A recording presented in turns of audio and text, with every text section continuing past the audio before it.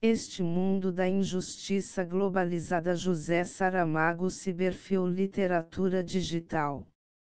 Versão para Acrobat Reader por Marcelo C. Barbão. Março de 2002. Permitida a distribuição. Visite nosso site www.ciberfil.hpg.ig.com.br ou mande-nos um e-mail ciberfil@yahoo.com.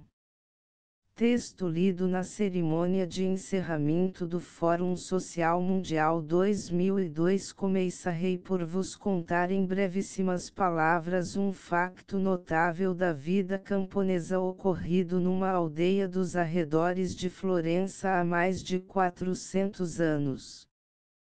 Permito-me pedir toda a vossa atenção para este importante acontecimento histórico porque, ao contrário do que é corrente, a lição moral extraível do episódio não terá de esperar o fim do relato, saltar-vos-á ao rosto não tarda.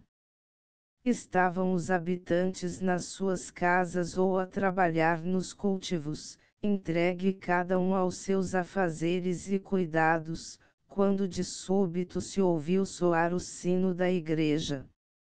Naqueles piedosos tempos, estamos a falar de algo sucedido no século XVI, os sinos tocavam várias vezes ao longo do dia, e por esse lado não deveria haver motivo de estranheza, porém aquele sino dobrava melancolicamente afinados, e isso, sim, era surpreendente, uma vez que não constava que alguém da aldeia se encontrasse em vias de passamento. Saíram portanto as mulheres à rua, juntaram-se as crianças, deixaram os homens as lavouras e os mestres, e em pouco tempo estavam todos reunidos no adro da igreja, à espera de que lhes dissessem a quem deveriam chorar. O sino ainda tocou por alguns minutos mais, finalmente calou-se. Instantes depois a porta abria-se e um camponês aparecia no limiar. Ora, não sendo este o homem encarregado de tocar habitualmente o sino, compreende-se que os vizinhos lhe tenham perguntado onde se encontrava o sineiro e quem era o morto. O sineiro não está aqui, eu é que toquei o sino, foi a resposta do camponês. Mas então não morreu ninguém, tornaram os vizinhos, e o camponês respondeu, ninguém que tivesse nome e figura de gente, toquei afinados pela justiça porque a justiça está morta. Que acontecerá? Acontecerá que o ganancioso senhor do lugar, algum conde ou marquês sem escrúpulos, andava desde há tempos a mudar de sítio os marcos das extremas das suas terras, metendo-os para dentro da pequena parcela do camponês, mais e mais reduzida a cada avançada. O lesado tinha começado por protestar e reclamar, depois implorou compaixão, e finalmente resolveu queixar-se às autoridades e acolher-se à proteção da justiça. Tudo sem resultado, a expoliação continuou. Então, desesperado, decidiu anunciar urbi et orbi, uma aldeia tem o exato tamanho do mundo para quem sempre nela viveu, a morte da justiça. Talvez pensasse que o seu gesto de exaltada indignação lograria comover e pôr a tocar todos os sinos do universo, sem diferença de raças, credos e costumes, que todos eles, sem exceção, o acompanhariam no dobre afinados pela morte da justiça, e não se calariam até que ela fosse ressuscitada. Um clamor tal, voando de casa em casa, de aldeia em aldeia, de cidade em cidade, saltando por cima das fronteiras, lançando pontes sonoras sobre os rios e os mares, por força haveria de acordar o mundo adormecido. Não sei o que sucedeu depois, não sei se o braço popular foi ajudar o camponês a repor as extremas nos seus sítios, ou se os vizinhos, uma vez que a justiça havia sido declarada defunta, regressaram resignados, de cabeça baixa e alma sucumbida, à triste vida de todos os dias. É bem certo que a história nunca nos conta tudo. Suponho ter sido esta a única vez que, em qualquer parte do mundo, um sino, uma campanula de bronze inerte, depois de tanto haver dobrado pela morte de seres humanos, chorou a morte da justiça. Nunca mais tornou a ouvir-se aquele fúnebre dobre da aldeia de Florença, mas a justiça continuou e continua a morrer todos os dias. Agora mesmo, neste instante em que vos falo, longe ou aqui ao lado, à porta da nossa casa, alguém a está matando. De cada vez que morre, é como se afinal nunca tivesse existido para aqueles que nela tinham confiado, para aqueles que dela esperavam o que da justiça todos temos o direito de esperar, justiça, simplesmente justiça.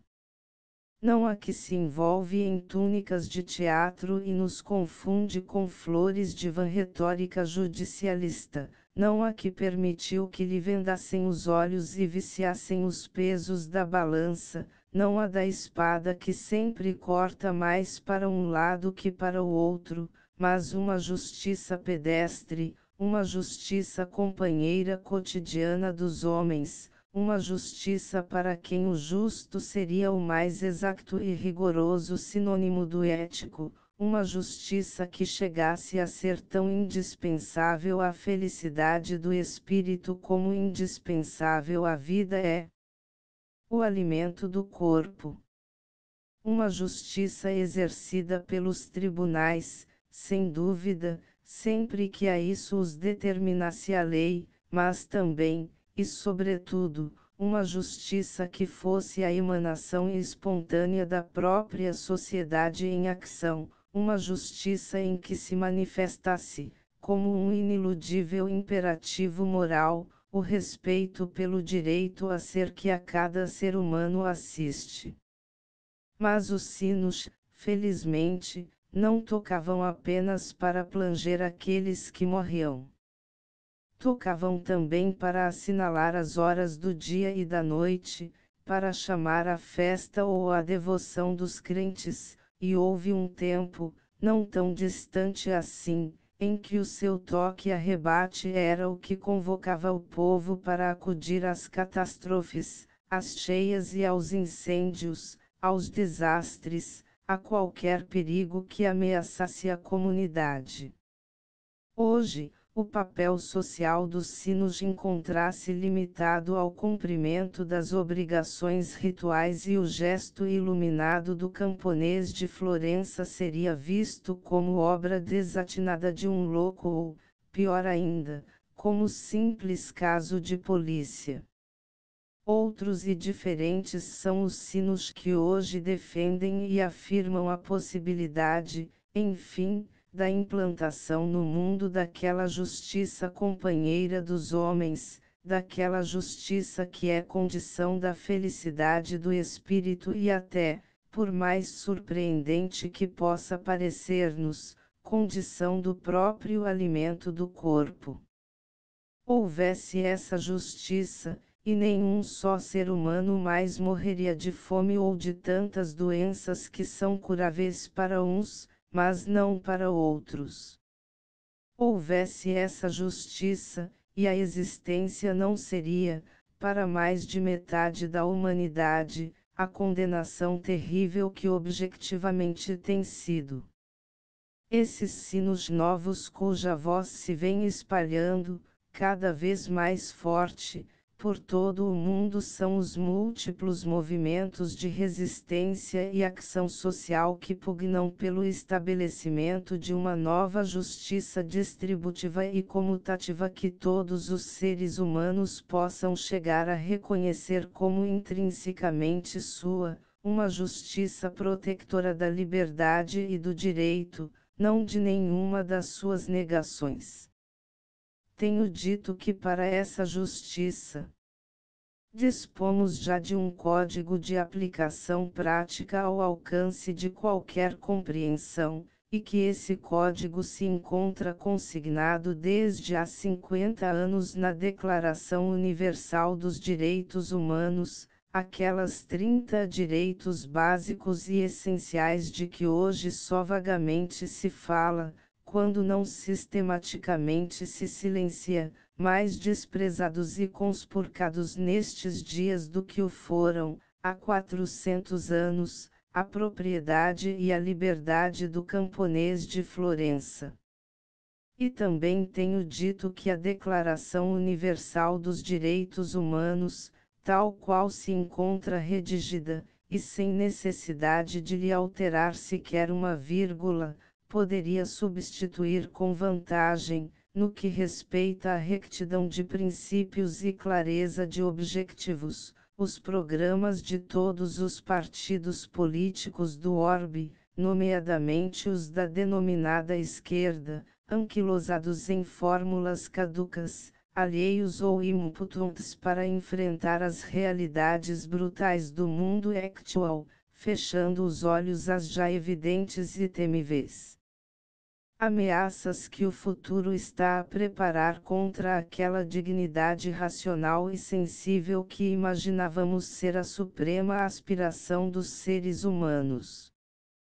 Acrescentarei que as mesmas razões que me levam a referir-me nestes termos aos partidos políticos em geral, as aplico por igual aos sindicatos locais, e, em consequência, ao movimento sindical internacional no seu conjunto. De um modo consciente ou inconsciente, o dócil e burocratizado sindicalismo que hoje nos resta é, em grande parte, responsável pelo adormecimento social decorrente do processo de globalização econômica em curso. Não me alegra dizê-lo, mas não poderia calá-lo.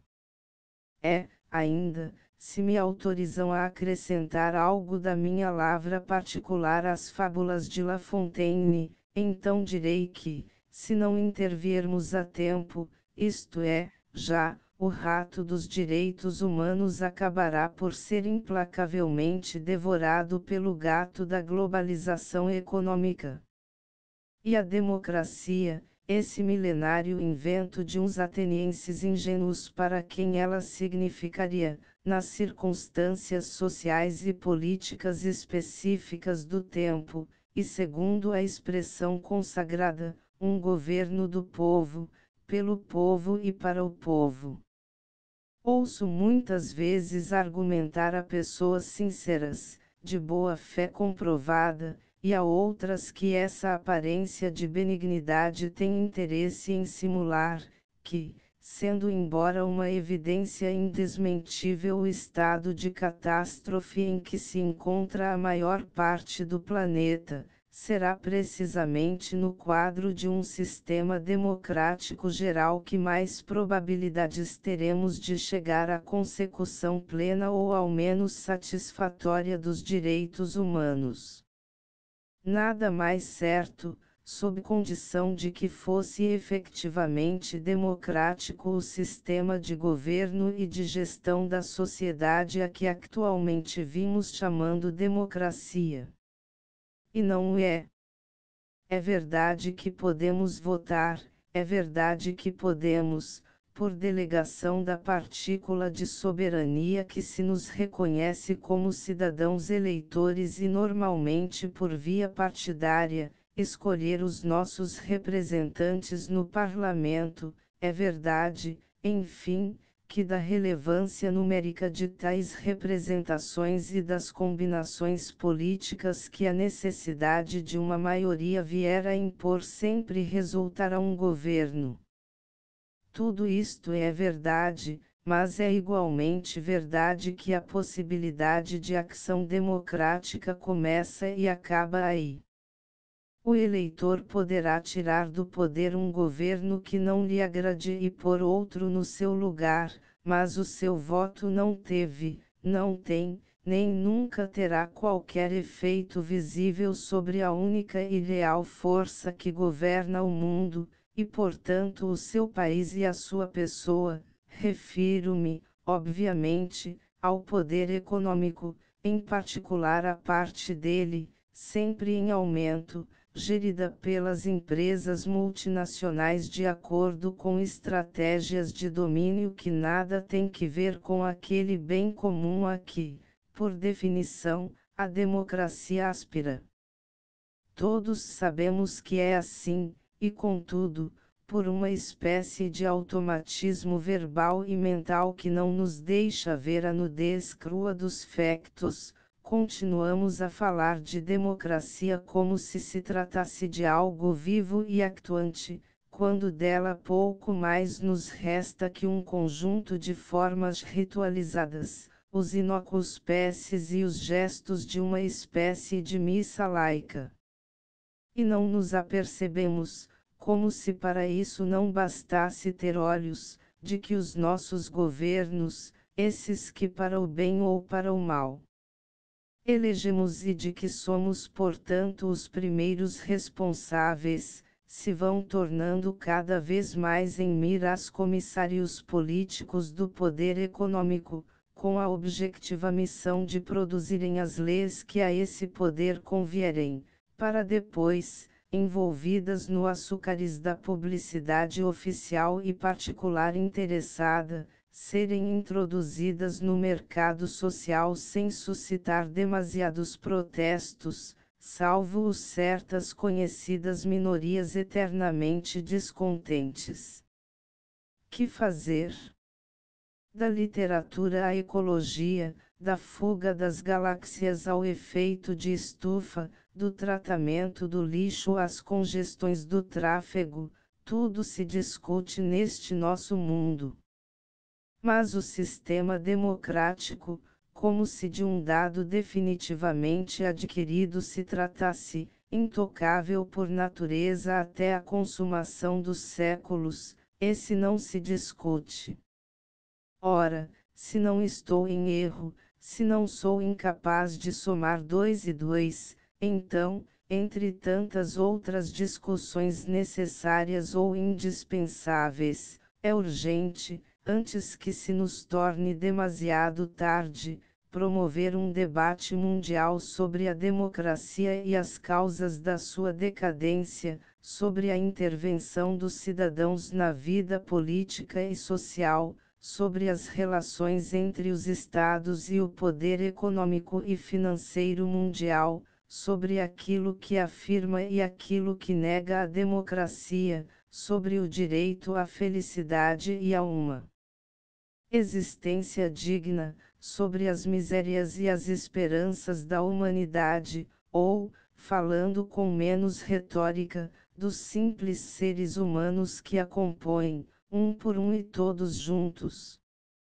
Não há pior engano do que o daquele que a si mesmo se engana. E assim é que estamos vivendo. Não tenho mais que dizer. Ou sim, apenas uma palavra para pedir um instante de silêncio. O camponês de Florença acaba de subir uma vez mais à torre da igreja, o sino vai tocar. Ouçamo-lo, por favor. 18 de março de 2002